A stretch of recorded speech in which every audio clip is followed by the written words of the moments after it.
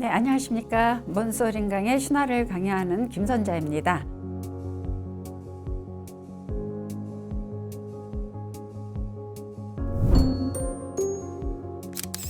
오늘은 용에 대한 이야기를 해볼까 합니다.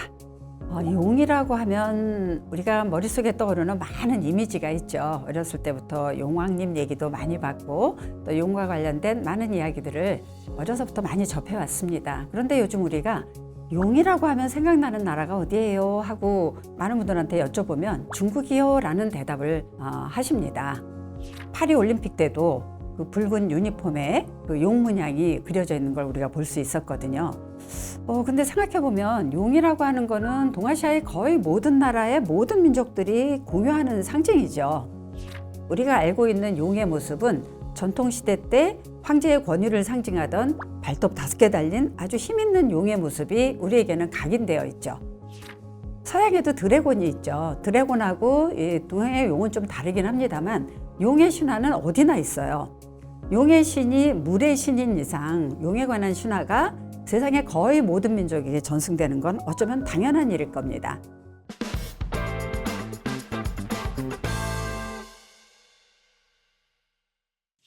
동아시아에 있는 용의 신도 원래 바다, 강, 우물, 호수, 이 물이 있는 모든 곳에 용에 관한 신화와 전설이 다 있잖아요. 근데 동아시아에서는 용이 전통시대 때 황제의 권위를, 왕의 권위를 상징하는 것이 되었습니다. 왜 그럴까?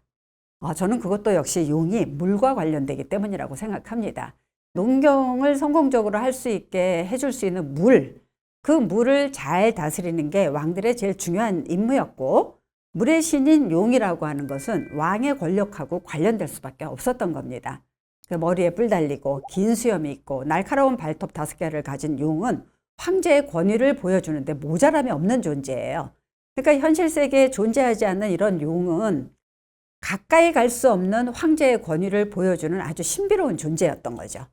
전통 봉건 시대 때는 용이라는 이미지가 황제의 권력하고 동일시되는 그런 상징으로 활용되었습니다. 그런데 전통시대 때 그렇게 빛나는 황권, 왕권의 상징이었던 용이 근대 시기로 20세기로 접어들면서 이게 중화민족의 상징으로 변하게 돼요. 이게 왜 그럴까? 이거는 1930년대라고 하는 그 시대와 관련이 있습니다. 일본 제국주의자들이 중국을 침입해요. 네, 그러면서 그들하고 중국 사이에 전쟁이 일어나죠. 그걸 중국에서는 항전기라고 합니다. 근데 그 용이 바로 이런 민족과 국가의 상징으로 변하게 된 이론적인 근거를 제공한 인물이 원이또라고 하는 학자입니다. 이분은 1899년이라고 하는 아주 격동기에 태어났는데 그 항전기에 중국의 서남부 지역에 있는 윈난성의 쿤밍으로 왔어요. 왜냐하면 북부 지역에 일본 제국주의자들이 침입을 했기 때문에 많은 학자들이 스촨이나 윈난 같은 서남부 지역으로 가서 거기서 연구활동을 했거든요. 그러니까 이 원이또라고 하는 사람이 그 시기를 대표하는 시인이면서 학자이기도 합니다. 그런데 일본하고 전쟁을 해야 되는 그런 상황에서 국가와 민족을 단합시키고 민족 정체성을 확립할 수 있는 어떤 상징에 대해서 관심을 가질 수밖에 없었던 거죠. 그래서 원이또가 선택한 게 바로 용이었어요. 그래서 이 원이또라는 학자가 용을 가리켜서 종합 토템이다 이런 말을 했습니다. 토템은 들어봤는데 종합 토템이 뭐지? 네, 용이라고 하는 동물이 여러 동물의 장점을 다 갖춘 합체잖아요. 근데 그 동물들 하나하나가 중국을 구성하는 여러 민족들이 토템으로 여기는 동물들이다. 그러니까 용은 각 민족의 토템이 합쳐진 일종의 종합 토템이다. 그런데 이 종합 토템이라는 용어는 사실은 좀 성립되기 어려운 단어죠. 그렇지만 이러한 주장이 나온 뒤에 용이 중화민족의 상징물이 됐어요. 그러니까 그 시대의 산물인 거죠. 그래서 국가와 민족이 위기에 처했을 때 민족을 단합시키고 또 민족 정체성을 확립하기 위한 어떤 도구로서 중화민족의 시조라고 일컬어지는 누를 황자를 쓰는 황제와 더불어 용이라고 하는 것이 다시 호명된 겁니다. 그러니까 내몽골, 만주, 티베트, 윈난, 구이조 소수민족이 사는 어디든지 용은 있는 거죠. 중국의 서남부 지역의 티베트나 윈난성 평균 해발 고도가 4,000m, 2,000m 그런 고원지대에 사는 사람들에게 맑은 물이라고 하는 거는 생명과 직결된 거예요. 자, 그렇다면 지금 윈난성의 그 리장이라고 하는 이곳에 전승되고 있는 수라고 하는 용신에 대한 이야기를 한번 소개해 보도록 하겠습니다. 윈난성의 리장이라고 하는 것은 중국의 서남부 지역에 위치하고 있는데, 이 리장이라고 하는 것은 이 윈난성의 남부 지역의 푸얼이라고 하는 그곳에서 생산되는 차를 저 티베트의 라사까지 가지고 가는 길목에 자리한 아주 큰 마을이었습니다. 그래서 이 리장이라고 하는 곳에는 지금 나시족이 거주하고 있는데, 여기는 유네스코 문화유산으로 지정된 리장 고성이라고 하는 곳이 있습니다. 근데 이 사람들이 머나먼 서북쪽 저 티베트 쪽에서부터 먼 길을 이주해 내려와 갖고 여기에 정착을 하게 된 것이에요. 나시족 사람들이 거주하는 이곳도 평균 해발 고도가 2400 내지 2600쯤 돼요. 고원지대잖아요. 그러니까 이곳에도 맑은 물을 얻고 유지하는 것이 굉장히 힘들었습니다.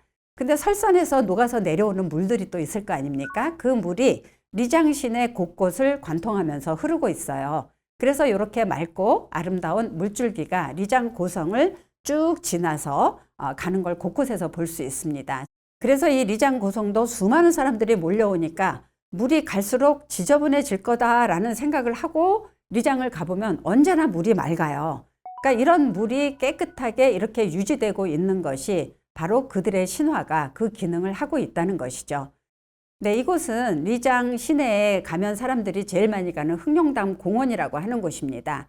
이 공원에 흑룡담이니까 검은 용이 깃들어 있다는 것이잖아요. 그러니까 여기가 바로 그들이 용신에게 제사를 지냈던 그런 곳이거든요. 이 용신과 관련된 나시족의 신화를 한번 소개해드리면 이런 이야기가 있습니다. 자, 나시족의 자연신 용신의 이름은 수라고 해요. 이 수는 하반신은 뱀이고 상반신은 사람입니다. 그러니까 사람의 얼굴에 뱀의 몸을 하고 있어요. 그런데 이 나시족의 자연신인 수하고 인간이 원래 형제였습니다. 그러니까 설산이라고 하는 그런 영역이 수의 영역이었어요. 맑은 물도 있고 그런 곳이. 그래서 거기에 자연신 수가 깃들어 있고 인간은 인간의 영역에서 살고 있었던 것이죠. 근데 인간이 점점 많아지는 거예요. 그러니까 어떡하겠습니까? 도리가 없죠. 수의 영역으로 점점 침범하는 거예요. 그래서 산 쪽으로 계속 가면서 나무를 베어내고 화전을 해요. 이렇게 되면서 인간들이 자꾸 자신의 영역으로 들어오니까 수가 화가 난 거죠. 그래서 막 홍수를 일으켜가지고 인간들을 쫓아버립니다. 인간은 인간대로 화가 났죠. 우리도 먹고 살아야 하는데 고생고생해서 이 농경지를 이렇게 만들어 놨는데 수라는 자들이 우리를 자꾸 이렇게 못 살게 구니까 안 되겠다. 저 수를 처벌해 주십시오. 하면서 신에게 가서 호소를 했어요. 수는 수대로 우리는 우리의 영역에서 조용히 살고 있는데 인간이 자꾸 우리의 영역으로 들어와서 동물들을 함부로 잡고 엉망진창으로 만들어 놓는다. 나무를 막 베어낸다. 인간을 어떻게 처리를 좀 해주십시오. 수는 수대로 천신에게 얘기를 했어요. 인간과 수 사이에 전쟁이 일어난 거죠. 네, 그렇게 되니까 나시족의 종교인 똠빠교라고 하는 샤머니즘에 기반한 종교입니다. 불교 색깔이 많이 들어와 있는데요. 이 똠빠교의 천신이 중재를 했어요. 며칠을 골머리를 앓다가 여러분들이라면 어떤 판단을 내리시겠습니까? 자, 천신 수가 이런 판단을 내렸어요. 인간이 이렇게 많아졌는데 어쩌겠냐, 다 죽일 수도 없고. 그러니까 인간에게는 9개의 영역을 줄 거다. 그리고 수에게는 1개의 영역을 줄게. 수가 깜짝 놀랐죠. 아니, 우리에게는 1개밖에 안 준다고요? 만약에 인간이 마지막 하나 남은 수의 영역을 침범하게 되면 수들이 내리는 어떤 가혹한 징벌도 감수할 수 있다라고 약속을 해라 라고 얘기를 했어요. 인간들이 가만히 생각해 보니까 자기는 이미 9개나 갖고 있으니까 좋습니다. 수도 좋습니다. 네, 이렇게 되어서 자연신 수와 인간이 각각의 영역에서 살아갈 수 있게 되었다. 그러니까 어떻게 보면은 인간과 자연 사이에 원래는 대립을 하고 전쟁을 하고 인간은 끊임없이 자연을 파괴하고 그러다가 계약 관계를 맺으면서 균형이 이루어진 것이겠죠. 네, 그렇게 하면서 나시족 사람들이 더 이상 그 산이라고 하는 그 영역, 그쪽을 침범하지 않고 자신들의 영역에서 살아갈 수 있었다는 겁니다. 나시족 사람들은 인구가 30만 명밖에 안 돼요. 근데 티베트라고 하는 강성한 민족하고 경계를 하고 있으면서도 지금까지 이렇게 살아올 수 있었던 것은 아마도 자신들이 그 거주하는 공간에 저 맑은 물이라고 하는 저것을 끊임없이 유지하려는 노력을 했기 때문이 아닌가 하는 생각을 해볼 수 있는 겁니다. 수와 인간이 자신의 영역을 지키면서 이렇게 오랫동안 공존해 왔는데 많은 관광객들이 찾아오다 보니까 리장 고성이 점점 넓어지고 수많은 건물들을 짓고 숙소가 생겨서 수많은 사람이 찾아와요. 네, 이렇게 되면서 인간의 영역이 점점 수의 영역을 다시 침범하고 있는 게 아닌가 그런 생각을 해보게 됩니다. 자, 자연신 수의 모습은 저렇게 생겼다고 상상을 해요. 상반신은 사람, 하반신은 뱀의 모습으로 형상화하고 있고 이 나시족 사람들은 문자를 갖고 있는데 그들의 문자에서도 저렇게 쓰고 있습니다. 저건 그림이 아니고 문자예요. 나시족의 상형 문자인데 그 문자에서 상반신은 사람, 하반신은 뱀의 모습으로 이렇게 묘사를 하고 있는 것이죠. 티베트나 윈난성 지역의 그 용은 우리가 알고 있는 황제의 상징물인 그런 용이 아닙니다.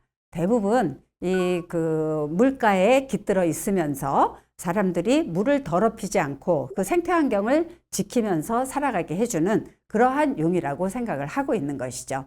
굉장히 자애롭고 물을 맑게 지켜주는 그런 신이기도 하죠. 그렇지만 동시에 인간과 자연 사이의 균형을 깰 때는 가차없이 징벌을 내리는 그런 신입니다. 그러니까 용신은 어떤 한 민족, 한 국가가 전유할 수 있는 그런 존재가 아니죠. 인간이 물을 필요로 하는 한 용의 이야기는 시공을 초월해서 전승되어 내려갈 것이기 때문입니다.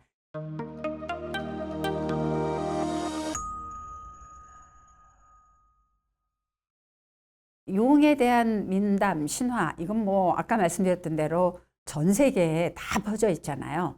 물론 이제 그 용의 그 특징적인 성격, 또 용이 갖고 있는 힘, 이러한 것도 관련이 있기는 할 겁니다. 뭐 현명한 지혜, 또 높은 힘, 이런 거를 상징하는 동물로 등장하기도 하고 아주 귀하고 존경받는 그런 동물이기도 하기 때문이겠죠.